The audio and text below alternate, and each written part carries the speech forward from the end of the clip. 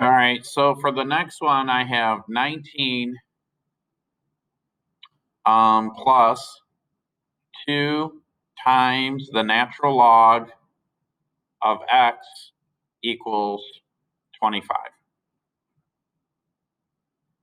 So I'm going to try to get the x by itself. So the first thing I'm going to do is I'm going to move the 19 away. So I'm going to subtract 19 from both sides.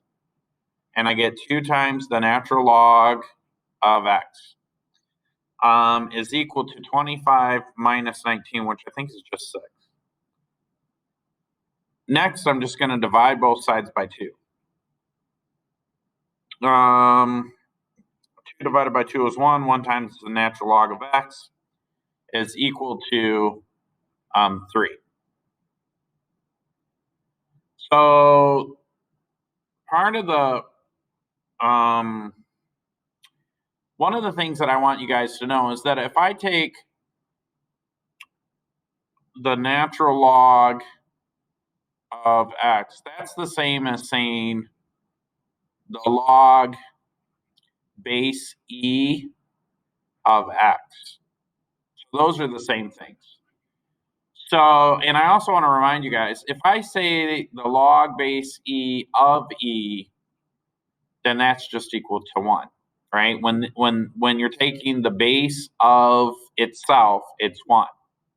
Because what you're really saying is e to the 1 is equal to e. But the natural log and e raised to the x are inverse operations. In other words, if I say e to the natural log of x, that just becomes x, okay? Because what happens is because they're inverse operations, this will cancel with this and you're just left with x.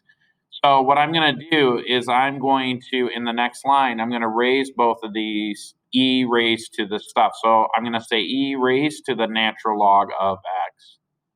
But whatever I do on one side, I got to do on the other. E raised to the 3. But remember that e is Euler's number, which is approximately 2.72.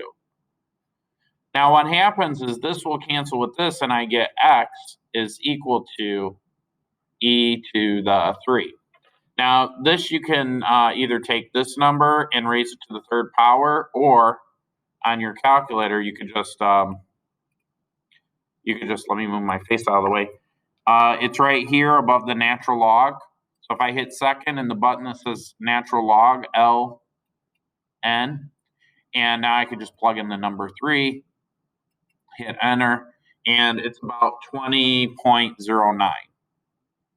So 20.09.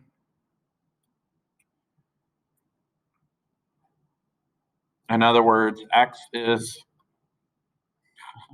I have my pen upside down, x is equal to, well, it's approximately 20.09.